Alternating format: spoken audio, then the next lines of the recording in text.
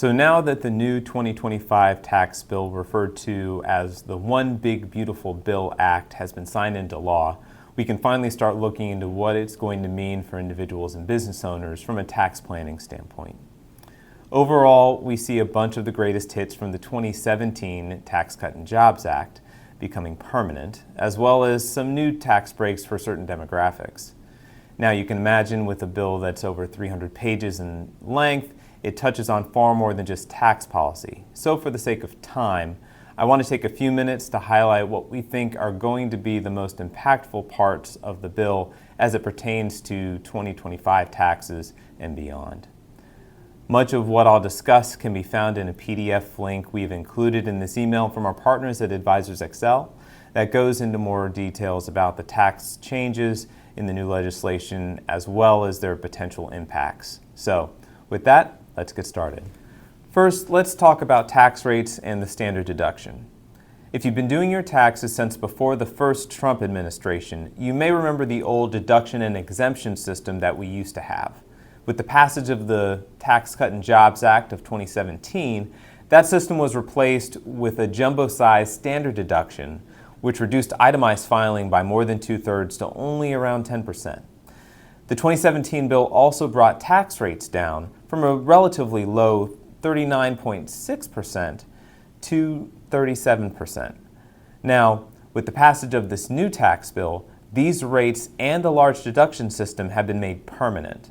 Other permanent changes to the tax code include the estate tax exemption, which was just under $14 million for singles and $28 million for married couples. And for those with children under the age of 17, this bill also solidifies a doubling of the child tax credit to $2,200 for 2025. Now, all of these, the exemptions and the deductions, will be increased annually as they've been pegged to inflation.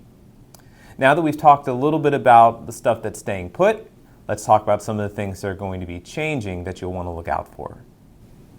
First on our list of changes, we have the bonus senior deduction.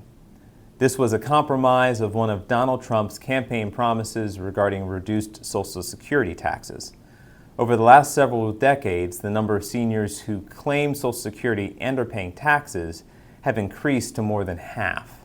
To provide relief, this new tax bill gives qualified taxpayers, age 65 and over, a bonus deduction of $6,000.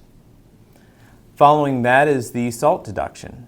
SALT, which stands for state and local taxes, has been a thorn in the side of many high-income earners and those in high-tax states. Since the last tax bill in 2017, the amount itemized filers could claim has been capped at $10,000. This 2025 bill has lifted that cap to a total of $40,000. However, this increase comes with some caveats, including phase-outs and an expiration date of 2030. For business owners, there will be several benefits that they'll receive from this new bill, including the return of 100% bonus depreciation, the return of qualified opportunity zones in 2027 for deferral of capital gains, and the permanent inclusion of the 20% qualified business income deduction, or QBI, with elevated phase-out ranges. So, as you can see, there's a little bit in this bill for just about everyone. And as I said at the beginning of this video, we've included a link to a PDF attachment with details on several of these changes. So those are the highlights from the bill. Keep in mind that the ink is still drying on this piece of legislation, and much of the newer elements of this bill are going to be up for interpretation by the IRS.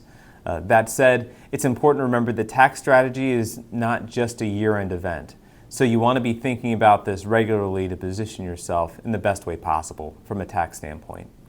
One of our favorite quotes comes from Judge Learned Hand, who says, "There are two systems of taxation, one for the informed and one for the uninformed." And as your wealth management team, proactive tax strategy is one of the many things that we do for you. If you're interested in seeing how these changes will impact your taxes and how we can take advantage of them now and in the years to come, give us a call, and if you haven't already, be sure to send us your tax return in the link at the bottom of our email. We do put this link at the bottom of each monthly newsletter so you can send us your return at any time. On behalf of everyone here at the Legacy Advisor Group, thank you for listening, and we hope you have a great day.